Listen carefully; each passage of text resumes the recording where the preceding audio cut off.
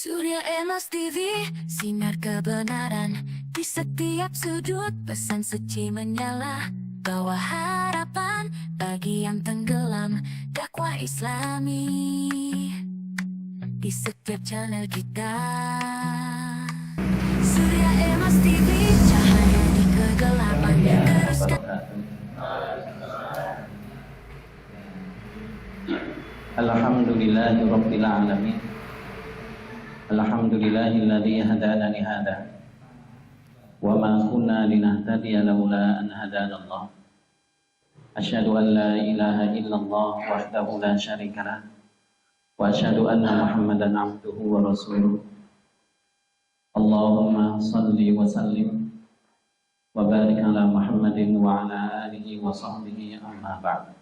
Ya ayyuhalladzina amanu taqullaha haqqa tuqatih wa la tamutunna illa wa antum muslimun. Rawuh wonten dalemipun Allah punika sampun nindakaken satunggaling kewajiban agami nggih menika thalabul ilmi.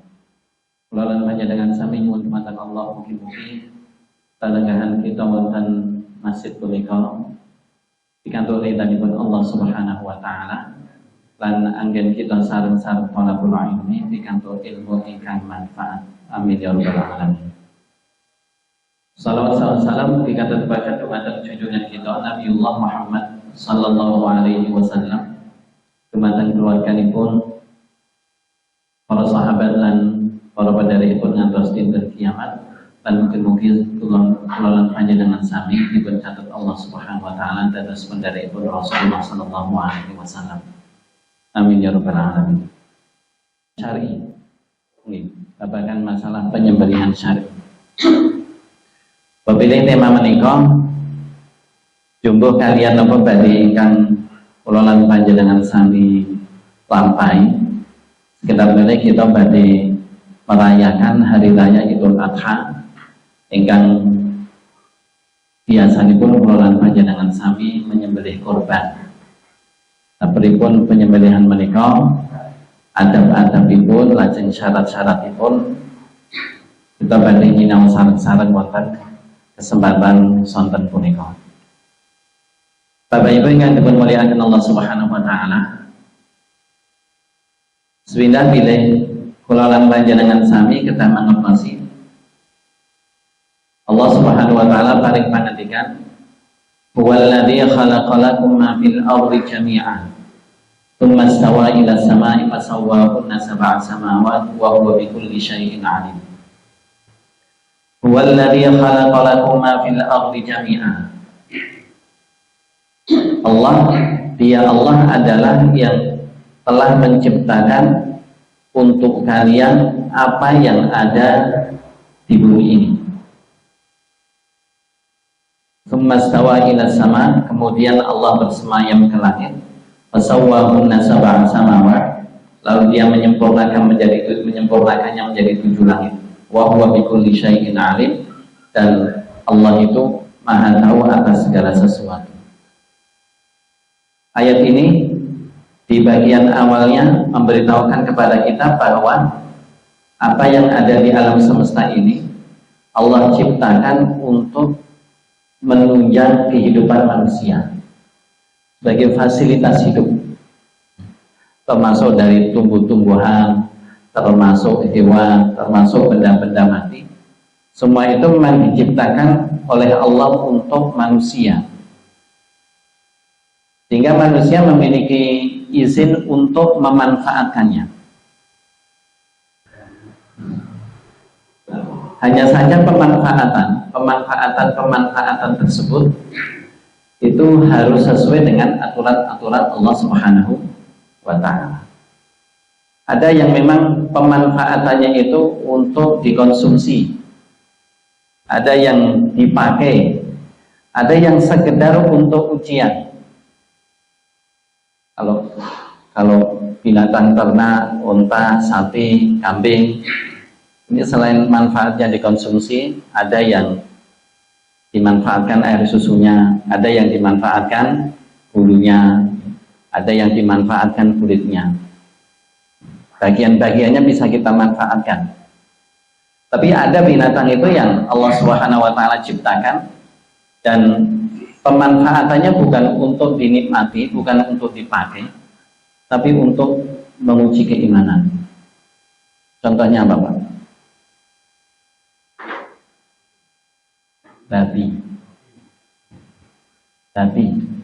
Babi adalah binatang yang haram lainnya. Kan nggak mungkin Allah menciptakan tanpa manfaat, kan? Nggak mungkin Allah itu menciptakan sesuatu tanpa manfaat. Kalau ada orang berkata, misalnya, lah babi itu Allah ciptakan untuk apa kalau nggak boleh dimakan? Nggak boleh dimakan. Pemanfaatannya itu pada prinsipnya nggak boleh. Mau dikonsumsi dimakan nggak boleh, mau dikembangbiakan untuk dijual juga tidak boleh. Meskipun misalnya ada orang Islam melakukan budidaya babi, ternak babi, kemudian dijual hanya untuk orang kafir, itu pun nggak boleh. Meskipun dia tidak makan, tapi harganya sesuatu yang diharamkan di dalam Islam itu tidak memiliki nilai ekonomi. Sesuatu yang haram dalam Islam itu tidak memiliki nilai ekonomi sehingga tidak boleh dijual. Tapi kembali ke ayat tadi, pada prinsipnya semua yang Allah Subhanahu wa taala ciptakan di alam semesta ini untuk menunjang kehidupan manusia dalam rangka melaksanakan tugasnya, yaitu beribadah kepada Allah Subhanahu wa taala. Nah, dalam pemanfaatannya ini tadi saya sampaikan bahwa pemanfaatannya itu harus sesuai dengan syariat. Maka termasuk binatang yang Allah Subhanahu wa taala halalkan. Binatang yang Allah Subhanahu wa taala halalkan itu ada dua jenis. Ada barri, ada bahri atau ma'i. Ada binatang darat, ada binatang laut. Kalau binatang laut, Allah Subhanahu wa taala sudah izinkan kita untuk memanfaatkan tanpa perlu disembelih. Meskipun yang namanya babi laut. Ada babi laut ya? Babi laut, anjing laut. Babi laut, anjing laut. Itu hukumnya halal atau haram? Halal atau haram? Sebagian halal, sebagian haram. Babi loh itu nggih. Tapi kan babi laut, bukan babi darat. Yang diharamkan babi darat, apalagi babi ngepet itu haram. Di babi laut itu halal karena itu pada prinsipnya binatang laut yang tidak perlu proses penyembelihan. Ya, meskipun ada binatang-binatang yang dihalalkan seperti misalnya timsah. Timsah itu buaya. Ya, itu ada yang menghalalkan, ada yang mengharamkan. Tapi kita kan, insya Allah kita nggak akan pernah makan daging buaya. Ya, kalau katakanlah itu dalam perselisihan syubhat lebih baik ditinggalkan. Tapi memang sebagian ulama mengatakan selama itu binatang laut, binatang air yang hidupnya di air, maka hukumnya halal. Tapi ngemedeni mangan daging buaya. Bukan karena buasnya. Buas misalnya ikan paus. Ikan paus kan buas, tapi halal atau haram? Halal. Jadi bukan karena buasnya. Kemudian yang kedua adalah binatang darat. Nah, binatang darat ada yang Allah Subhanahu wa taala halalkan, ada yang Allah Subhanahu wa taala haramkan. Binatang-binatang yang Allah haramkan maka tidak bisa dihalalkan kecuali satu, kondisi darurat. Sehingga nanti bismillah itu tidak bisa untuk menghalalkan binatang yang haram. Orang boleh babi bismillah ping 17. Halal atau haram? 17 loh bismillah. Itu meskipun mau di bismillah di Jopan Japi tetap haram karena memang zatnya sudah haram. Maka ada proses bagaimana agar binatang yang binatang darat yang dihalalkan itu bisa dimakan. Ternyata ada prosesnya. Nah, proses ini nanti akan menentukan apakah hukum binatang tersebut menjadi binatang sembelihan yang halal atau menjadi binatang mati dan hukumnya jadi bangkai. Jadi kalau matinya itu tidak disembelih secara syar'i, maka hukumnya jadi bangkai. Contoh misalnya, ada kambing. Kambing itu kan binatang halal. Tapi matinya itu nyun sewu, matinya itu kepalanya dipukul, tok, mati. Pukulnya pakai bismillah. Bismillah. Bismillah, tok. Halal atau haram? Haram. Kenapa? Ya, mematikannya tidak melalui cara yang syar'i. Tapi nanti dalam kondisi tertentu tok ini halal. Misalnya loh, dalam kondisi tertentu. Maka untuk menghalalkan binatang yang binatang darat yang Allah Subhanahu wa taala halalkan, itu ada proses penyembelihan. Kecuali yang tidak perlu disembelih apa? Apa Pak? Belalang. Kalau ikan kan binatang laut. Nah, kita kan bicara binatang darat, belalang. Ada yang pernah makan belalang? Kalau di Gunung Kidul itu loh. Kalau mau ke Rangkal Guru itu kan banyak orang jual belalang itu. 20.000 dapat 5. Halal itu. Jadi itu mau nggak perlu disembelih. Itu termasuk binatang yang tidak punya darah. Dan secara hukum nanti binatang-binatang yang seperti itu dihukumi, binatang yang tidak punya darah dihukumi halal. Seperti laron. Bapak-bapak, ibu pernah makan laron nggak? Dulu masa-masa sulit ya. Saya yakin masa-masa sulit pernah makan laron. Ya. Disembelih nggak? Susah nyembelihnya gitu. Nggak bisa disembelih itu. Maka itu dihukumi seperti belalang. Dikiaskan pada belalang karena apa? La damalahu sa'in, tidak memiliki darah yang mengalir dalam tubuhnya. Lah untuk yang memiliki darah maka harus disembelih. Penyembelihan itu ada 3. Ada istilahnya, ada az-zabahu, ada an-nahru, ada al-aqru. Az-zabahu, ada an-nahru, ada al-aqru. Az-zabahu itu penyembelihan dengan membaringkan binatang seperti yang biasa kita lakukan. Biasanya kambing, sapi itu disembelih. Nanti ada beberapa syaratnya yang harus putus. Itu namanya az-zabahu. Kemudian an-nahru itu penyembelihan yang biasa diterapkan pada binatang yang berleher panjang. Unta. Jerapah kalau misalnya mau makan daging jerapah. Nah unta itu kalau digelikarke susah loh. Awake nglikar nengon sirahe ndase ngadeg. Maka biasanya unta itu disebut nahar penyembelihannya dengan nahar. Maka hari Idul Adha itu biasa juga disebut hari nahar. Nah, nahar itu cara penyembelihannya, untanya berdiri, kemudian kakinya kiri depan itu ditekuk, diikat. Jadi berdiri dengan 3 kaki. Kemudian di labahnya, labah itu pangkal leher itu ada pembuluh darah besar. Itu ditusuk. Ditusuk kemudian nanti akan keluar darah. Otomatis dia dalam keadaan keluar darah dalam keadaan berdiri. Nanti kalau darahnya sudah berkurang banyak biasanya jatuh.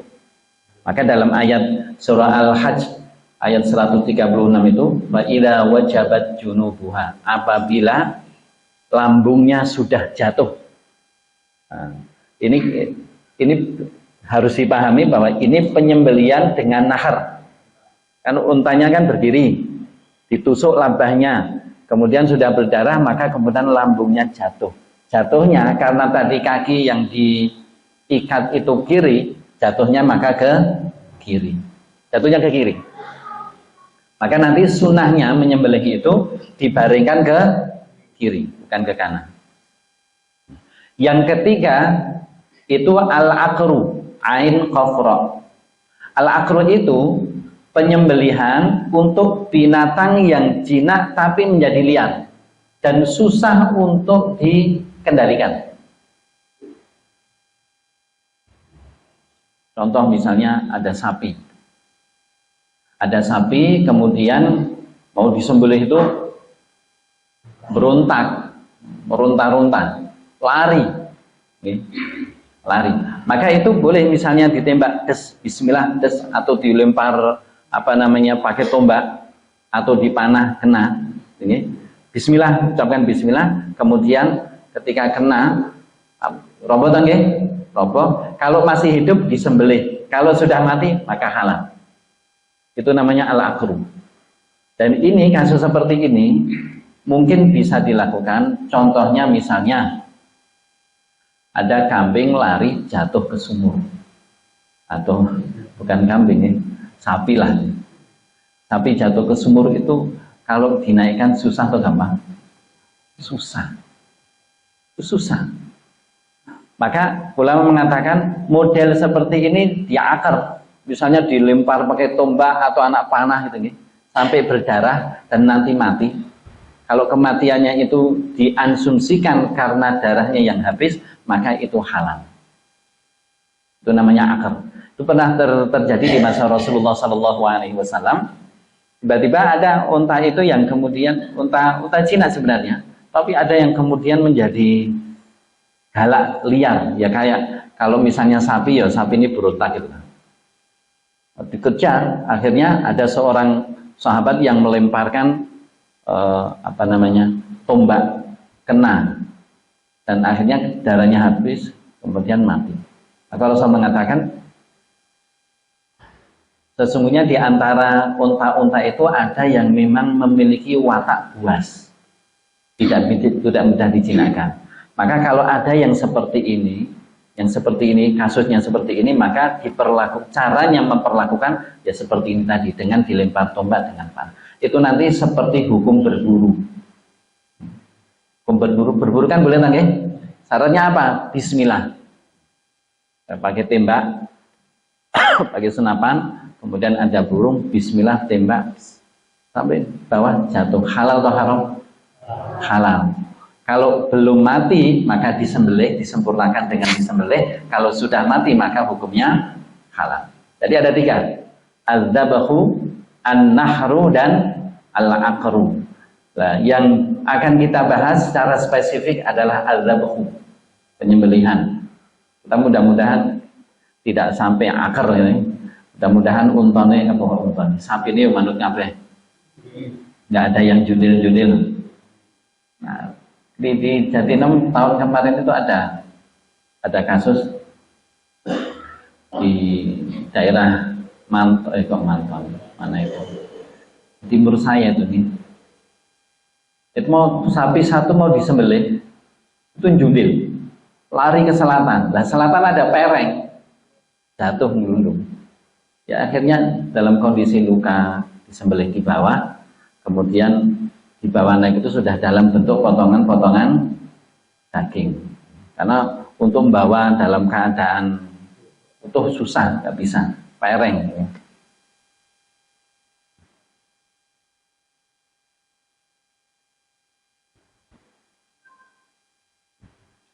Yang disebut penyembelihan adalah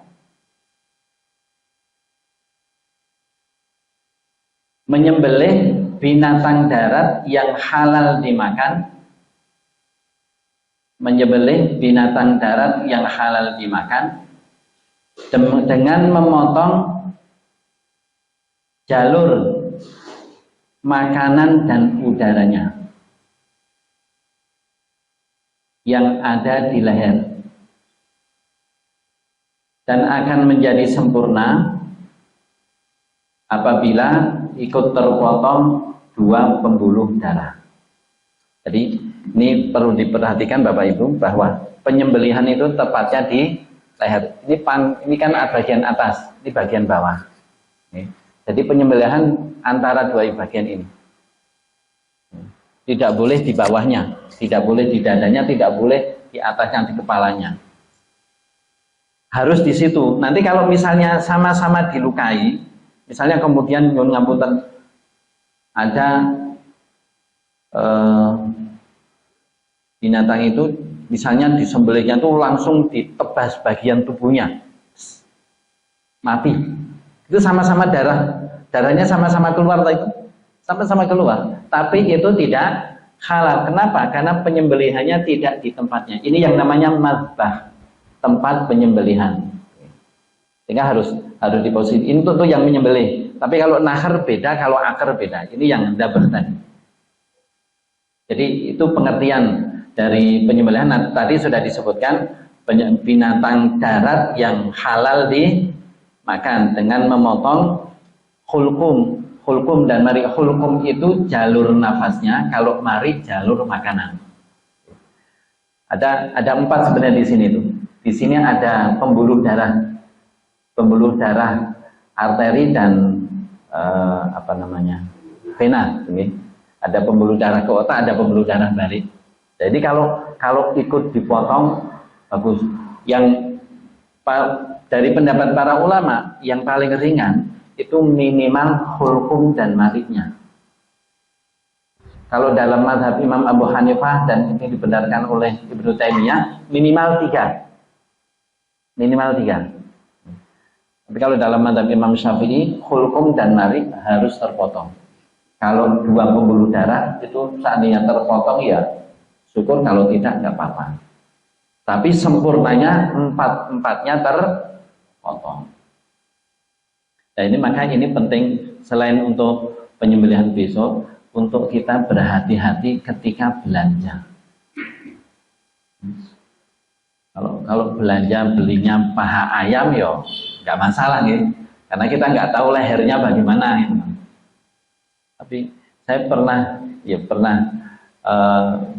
ada yang teman beli ayam goreng matang. Itu pas ngeleh-ngeleh, enak loh nih. Lah, kan masih utuh itu. Ternyata lehernya itu cuma tersayat sedikit. Itu pripun Pak, di dahar napa mboten itu? Ayam kremes loh ini. Ayam kremes ngeleh, belalai. Ya tidak sengaja melihat lehernya itu cuma tersayat sedikit. Iki ra dipangan kok ya ngeleh. Tur ya ketok enak nak dipangan kok syubhat. Itu syubhat nggih? Syubhat. Kalau jalur makanan dan jalur udaranya terpotong, itu nggak mungkin cuma tersayat sedikit, nggak mungkin. Ya. Karena banyak penyembelihan itu yang merang tidak syar'i, habis disembelih langsung dicelup ke banyu panas, ya otomatis mati. Ya. Dan itu tidak tepat cara penyembelihan seperti itu. Nah, maka kalau beli ayam utuh perlu diperiksa. Ya. Tapi kalau beli ayam nggak utuh ya nggak perlu diperiksa, ya, karena sudah potong-potongan kan, kita nggak tahu lehernya itu.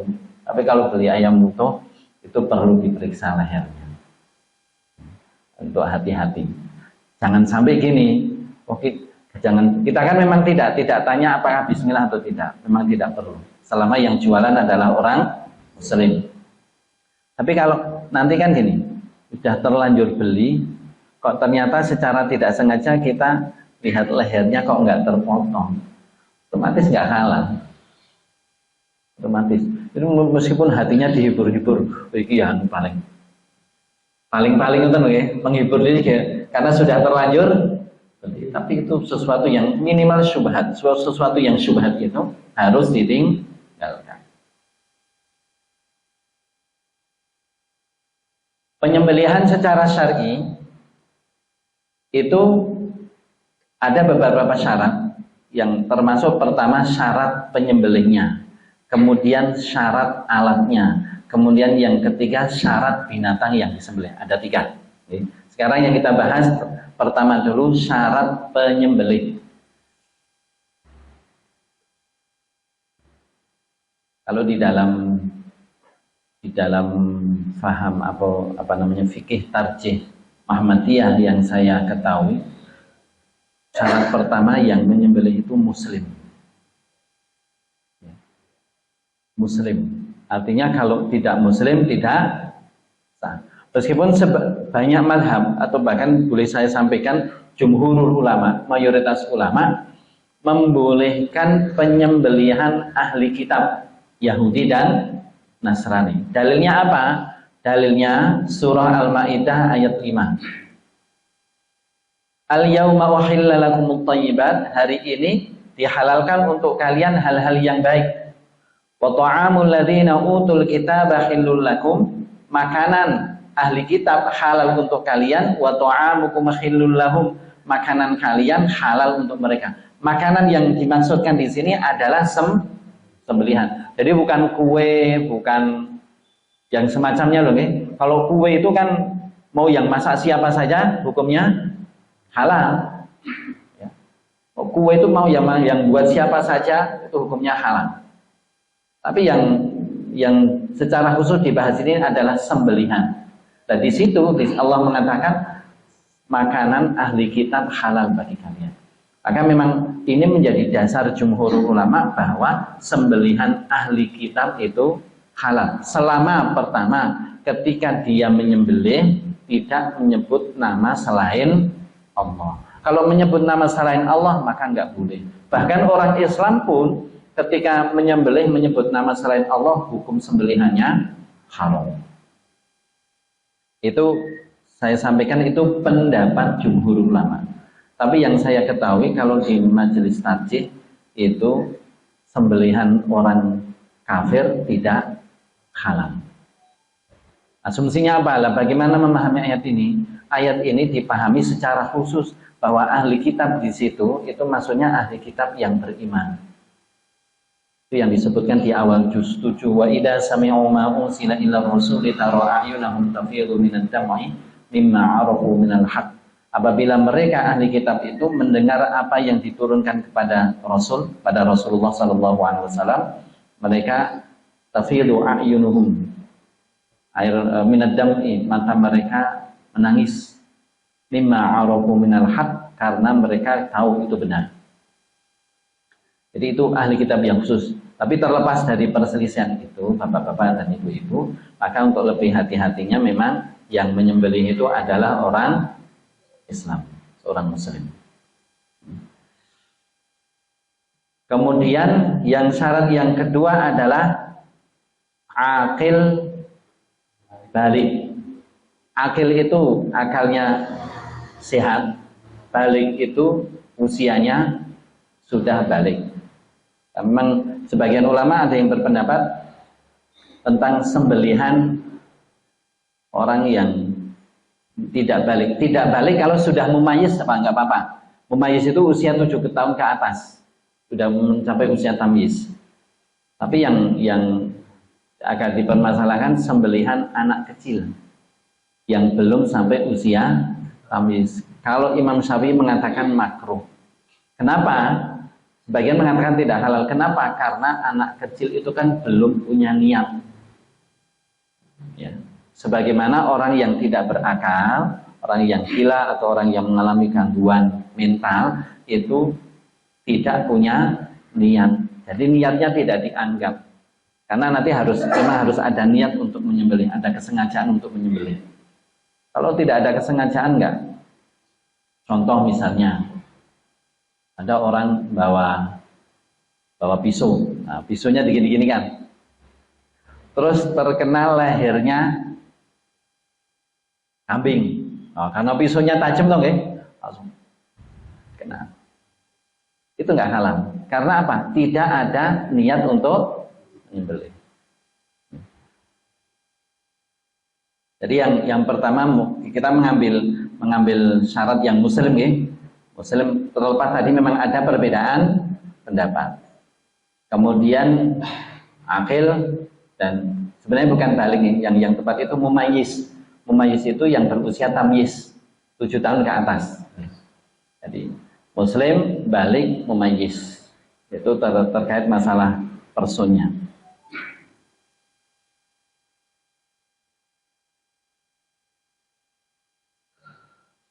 Sehingga kalau bapak-bapak dan ibu, kalau ketika kita melihat syaratnya harus Muslim, ini konsekuensi hukumnya gini. Yang dilihat adalah yang menyembelih, bukan yang punya binatang. Ada seorang Muslim punya kambing, tapi dia tidak berani menyembelih. Tetangganya orang Hindu, kendel beleh. Akhirnya yang menyembelihkan orang Hindu. Halal atau haram? Halal atau haram kambingnya? Haram.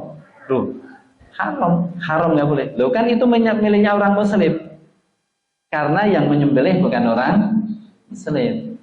Sebaliknya, ada orang non Muslim, jadi juragan ayam, jual ayam. Tapi tukang sembelihnya Muslim, halal. Karena yang penting yang menyembelih bukan siapa yang punya binatangnya. Maka yang ketiga terkait syarat penyembelihnya adalah berniat untuk menyembelih dan menyebut nama Allah.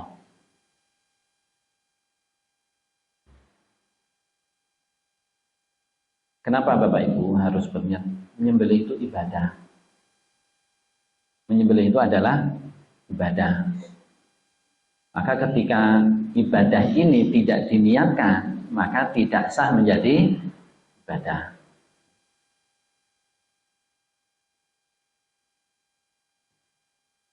Maka tadi penyembelihannya orang yang akalnya tidak sehat karena dia tidak punya niat, maka tidak sah penyembelihannya. Nah, kemudian terkait masalah menyebut nama Allah. Allah Subhanahu wa taala berfirman dalam surah Al-An'am ayat 118. Wa kulu mimma dzukira smullahi alaihi wattaqullaha wa kulu mimma dzukira smullahi alaihi in kuntum mu'minin. Dan makanlah binatang yang disembelih dengan menyebut nama Allah. Ini perintah untuk makan binatang yang disembelih dengan nama Allah. Ayat 121-nya masih di surah Al-An'am. Allah berfirman, wala ta'kulu mimma lam yudhkarismullahi alaihi wa innahu lafisqa. Al-ayat. Jangan memakan binatang yang disembelih tanpa menyebut nama Allah. Itu perbuatan fasik. Itu nanti hukumnya jadi banding. Maka tentang menyebut nama Allah ini ada tiga kemungkinan. Menyebut nama Allah, maka hukum sembelihannya halal. Kalau yang menyebut Muslim, okay. Kemudian tidak menyebut nama Allah karena lupa, maka hukumnya halal. Sembelihan seorang Muslim yang dilakukan ketika menyembelih itu lupa tidak menyebut nama Allah, maka hukumnya tetap halal. Lupanya dimaafkan, cukup statusnya sebagai Muslim cukup. Tapi kalau sengaja ditinggal, maka yang ketiga, kalau orang Muslim tersebut sengaja tidak menyebut nama Allah, tidak mengucap bismillah, maka sembelihannya menjadi haram. Jadi kalau yang dimaafkan yang lupa, kalau lupa dimaafkan. Tapi kalau sengaja, haram. Itu kalau seperti sholat tuh Bapak Ibu. Orang lupa nggak sholat, itu kan nggak dosa. Tapi kalau ingat dia harus sholat. Orang sengaja meninggalkan sholat, kemudian waktunya habis, maka sholatnya tidak bisa dikerjakan. Dia harus tobat, karena dia berdosa dengan sengaja meninggalkan tadi. Maka kalau menyembelih tidak bismillah karena lupa, ma'fu, dimaafkan. Kalau kemudian sengaja meninggalkan, maka sembelihannya menjadi tidak halal. Tadi surah Al-An'am ayat 121, jangan memakan wala ta'kulu mimma lam yudhkarismullahi alaihi wa innahu lafisq.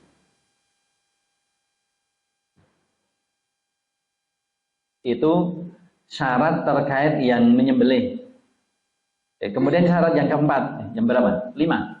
Yang kelima atau yang keempat? Yang keempat. Ini syarat khusus penyembelian binatang buruan. Syaratnya adalah orang yang menyembelih tidak sedang ihram. Ini tapi khusus yang binatang buruan nih. Misalnya ada binatang buruan yang dipanah terkena tapi belum mati, maka orang yang ihram tidak boleh menyembelih. Karena orang yang berihram itu tidak boleh berburu. Kalau seseorang berburu memang niatnya untuk dia, maka tidak halal. Beda kalau orang yang berburu itu niatnya berburu untuk dirinya sendiri, setelah dapat dia masak, dimakan, kalau ada orang yang muhrim dihadiahi, diberi boleh. Karena memang tujuan berburunya bukan untuk orang yang, tapi yang kelima ini kaitannya itu binatang buruan. Maka orang yang menyembelih bukan orang yang sedang melakukan ihram haji atau ihram umroh. Namanya apa? Orang yang sedang haji atau ihram haji atau umroh. Muhrim. Nah, ini ada seringkali ada salah kaprah dalam penyebutan. Muhrim itu ya bukan muhrim itu bukan mahram itu maksudnya nggih. Nah, muhrim itu orang yang ihram, yang sedang dalam keadaan ihram menunaikan ibadah haji atau umroh. Kalau sudah labbaika hajjatan, labbaika umrotan, itu namanya orang sudah ihram sampai dia nanti tahallul. Tapi kalau orang yang wanita yang tidak, laki-laki yang tidak boleh menikahi seorang wanita, itu namanya mahram. Kalau itu karena nasab atau karena persusuan atau karena pernikahan. Kemudian yang berikutnya, itu tadi syarat yang menyembelih ada 5. Kemudian yang berikutnya syarat alat yang digunakan untuk menyembelih. Yang pertama berupa benda tajam yang bisa memotong atau merobek dengan bagian tajamnya. Benda tajam itu bisa jadi dari logam, bisa jadi dari batu, bisa jadi kayu. Yang penting tajam, bisa merobek. Pernah di masa Rasulullah itu ada seorang budak wanita menggembala kambing.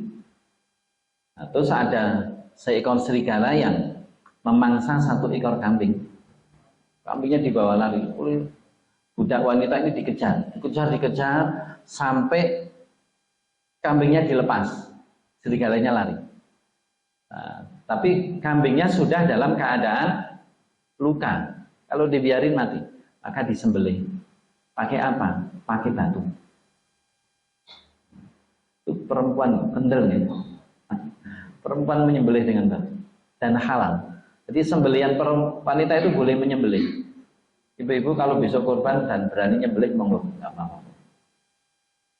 Tapi kalau nggak berani ya nggak usah. Jadi halal, perempuan itu boleh menyembelih nggak apa-apa. Tidak harus laki-laki.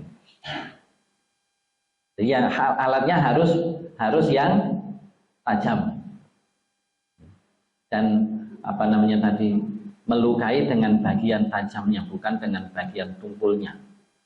Kalau dengan bagian tumpulnya tidak boleh. Itu seperti benda misalnya tombak. Ya. Tombak itu kalau dilempar untuk berburu, kemudian terkena binatang dan terkena bagian tajamnya mata tombaknya sehingga terluka, seandainya mati halal. Tapi kalau terkena tumpulnya, bagian belakangnya itu ya, ternyata tombaknya kan balik, nah, terkena tumpulnya dan binatangnya mati. Karena kebetulan pas kena kepalanya gitu ya, kena kepalanya terus memar, mati, maka haram. Karena apa? Karena tidak termasuk terkena bagian tajam. Kemudian yang kedua, alat tajam tersebut bukan dari gigi maupun kuku. Bukan dari gigi maupun kuku. Termasuk dalam hal ini adalah tulang. Ya, tulang itu tidak sah untuk dijadikan alat sembelihan. Gigi misalnya gigi apa ya? Misalnya gigi binatang yang besar kemudian dijadikan tajam untuk menyembelih itu nggak boleh. Termasuk kuku. Misalnya ada orang punya kuku tajam, kemudian menyembelih binatang misalnya burung puyuh.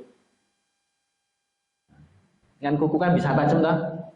Misalnya untuk menyembelih burung puyuh.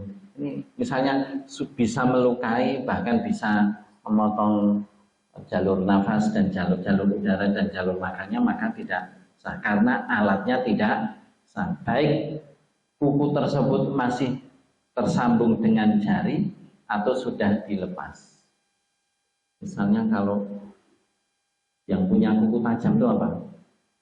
Misalnya kukunya elang, ya, misalnya kukunya elangnya mati, kemudian diambil kukunya dan kemudian dibuat tajam, kemudian untuk nyembelih itu tidak halal. Syarat alatnya nih. Nah, maka nanti bapak-bapak yang perlu diperhatikan terkait masalah alat ini, alatnya harus tajam, dipastikan tajam. Untuk apa? Karena nanti adabnya alat yang tajam itu akan lebih membuat nyaman sembelihan. Dan kapan menajamkan alat? Menajamkan alat itu ketika sebelum menyembelih. Jangan sampai binatangnya sudah diklikar baru disah. Itu pernah terjadi di masa Rasulullah. Ada seorang sahabat itu yang sahabat kan macam-macam lagi. Ada yang memang benar-benar lugu karena hidupnya di pedalaman. Ada yang wataknya kasar, ada yang wataknya halus. Ada seorang sahabat itu yang mau menyembelih kambing. Kambingnya sudah dibaringkan gitu, ditindai pakai kaki, ditinggal ngesah. Maka Rasul mengatakan, kenapa engkau tidak menajamkan sebelum ini? Kok sama dengan menyembelih 2 kali? Itu kan binatangnya udah dengar sering guys. Itu kayak anak-anak mau sunat. Itu Pak dokternya mainan gunting, klik. Ya. Itu kan belum disunatnya nangis ya. Sudah sakitnya sudah terasa gitu loh. Maka adabnya itu ditajamkan. Kalau kemarin itu di lembaga pengembangan masjid dan mushola kan bekerjasama dengan Majelis Tarjih mengadakan roadshow tentang fikih kurban dan penyembelihan jagalmu ya, jagalmu yang besok Ahad itu, besok Sabtu mau diresmikan. Itu ya kalau mengikuti alat yang memang standar profesional yang sesuai dengan badan sertifikasi nasional, itu barangkali pisau-pisau kita itu nggak masuk semua Pak. Pisau kita masih ada yang gagangnya kayu loh, nah, itu nggak masuk itu Pak. Tapi pisau saya juga gagangnya kayu Pak. Tapi saya nggak punya niat sertifikasi, jadi nggak apa-apa.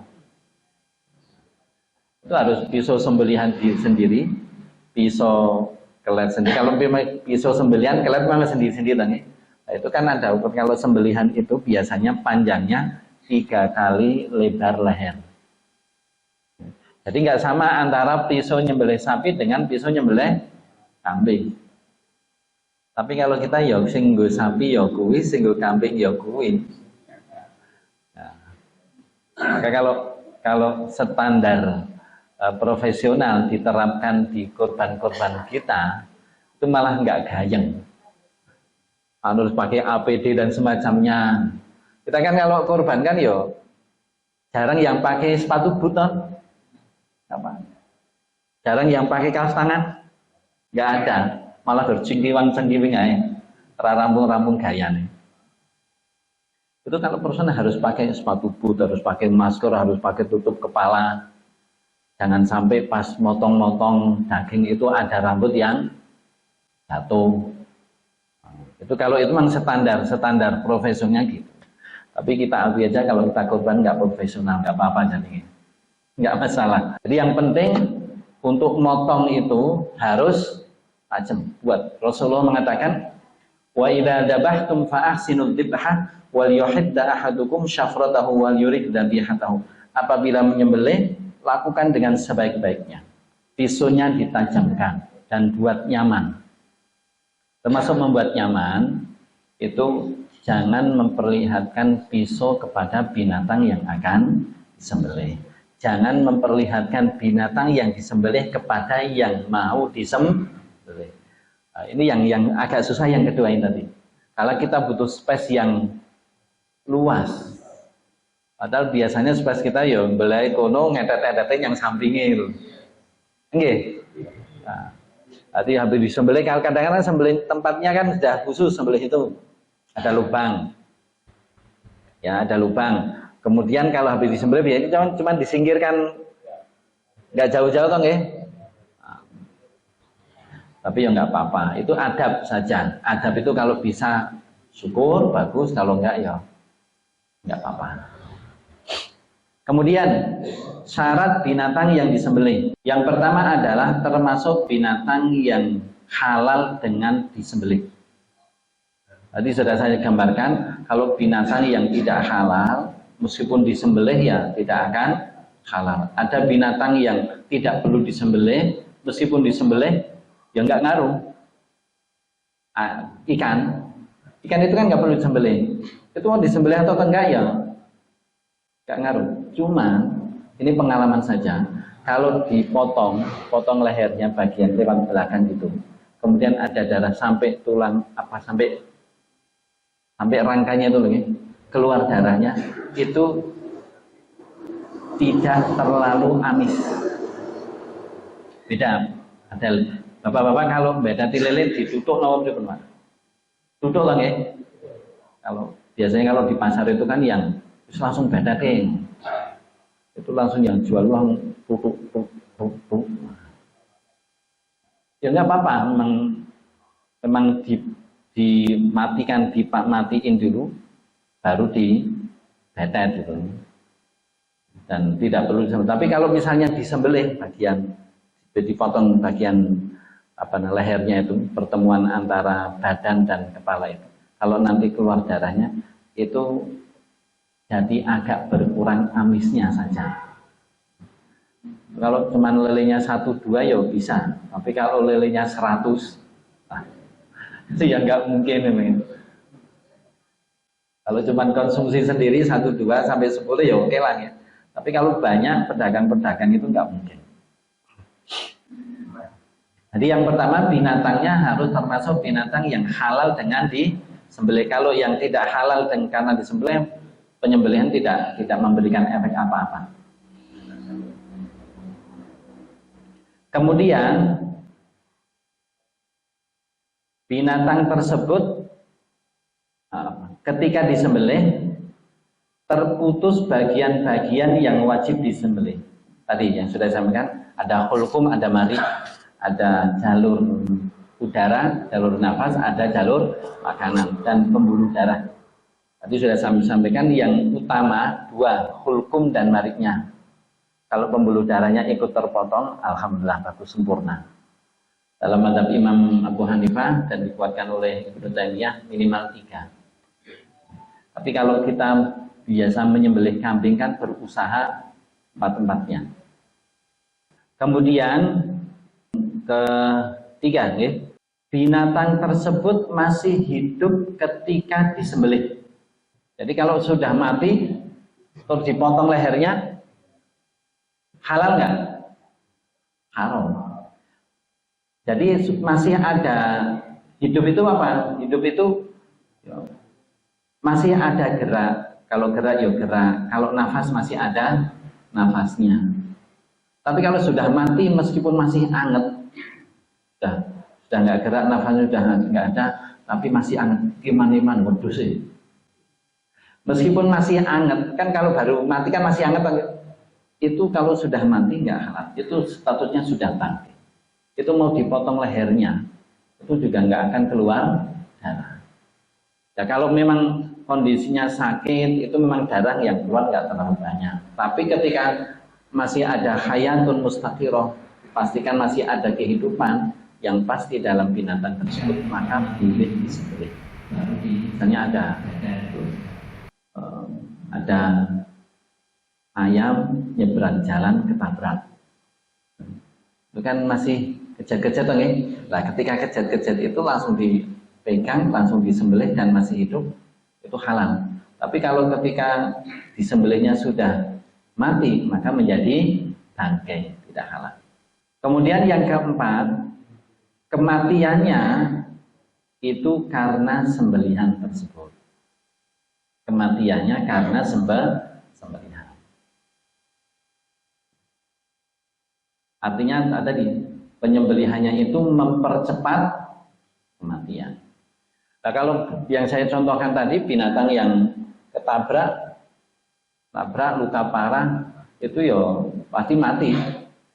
Katakanlah karena dia sudah kecet-kecetan, ya pasti mati. Tapi ketika penyembelihan ini mempercepat kematiannya, maka menjadi halal. Itu termasuk syarat-syarat di binatang sembelihannya. Kemudian tambahan gitu Bapak. Tambahan terkait masalah adab.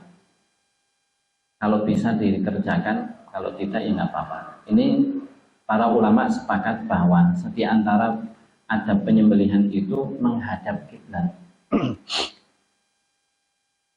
Yang menyembelih menghadap kiblat, yang disembelih menghadap kiblat bagian yang disembelihnya. Jadi bukan wajahnya. Kalau kemarin-kemarin saya memang memahami wajahnya, tapi ternyata di dalam kitab Mawsu'atul Fiqhil Kuwaitiyah disebutkan ayyatawajjahal dhabihu ilal qiblah wa yuwajjihal biwajhihi wa yuwajjihal madbuh ilal qiblah bimadbahiha. Jadi yang nyembelih itu menghadap kiblat, kalau binatangnya itu lehernya menghadap kiblat. Jadi kalau di kita ya misalnya binatangnya pertama menghadap ke selatan, robohnya ke timur. Ya tangge, robohnya ke timur. Nanti ketika menyembelih kakinya itu menginjak bagian ini, pangkal leher bawah. Ini, injak biar tidak nanti tidak gerak-gerak. Kemudian yang menyembelih menghadap kiblat. Jadi yang menghadap kiblat itu orang yang menyembelih, kemudian leher tempat penyembelihan yang menghadap ke kiblat. Itu kalau penyembelihan. Tapi kalau misalnya untanya dihadapkan ke kiblat, kemudian ditusuk tadi. Itu Bapak Ibu kurang lebih beberapa tata cara pembelian syar'i, syarat-syaratnya yang berkaitan dengan orang yang menyembelih, kemudian alatnya, kemudian binatang yang disembelih. Dan pembahasan ini tidak hanya khusus untuk korban, tapi ya, setiap kali menyembelih. Yang pertama, wanita boleh menyembelih dan muslimah. Apakah sedang haid, entah nifas, itu bukan sebuah halangan. Okay? Karena wanita itu ketika haid dan tidak najis, dia hanya berhadas. Ya. Manusia yang namanya orang muslim itu tidak pernah najis, hanya saja berhadas. Wanita yang haid itu tidak najis, dia berhadas. Najisnya ya darahnya. Kemudian terkait penyembelihan, apakah harus sholat? Kalau di kita gini, di dalam majelis tarjih itu, pendapat majelis tarjih, dan ini menjadi pendapat jumhur ulama, orang Islam yang tidak sholat karena malas, bukan karena menolak kewajiban sholat. Orang Islam yang tidak sholat karena malas itu masih muslim. Dia masih muslim. Itu pendapat jumhur. Meskipun kalau pendapat Imam Ahmad mengatakan orang Islam yang tidak sholat karena malas itu dianggap kafir. Ada pendapat ketiga yang mengatakan kalau meninggalkan sholatnya itu secara terus-menerus, meskipun dia muslim, maka dia dianggap kafir.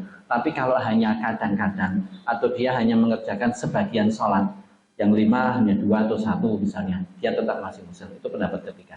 Tapi yang saya sampaikan tadi bahwa pendapatnya tadi bahwa selama orang tersebut muslim, terbukti Islam, dan tidak terbukti kalau dia mencabut syahadatnya, maka dia masih muslim.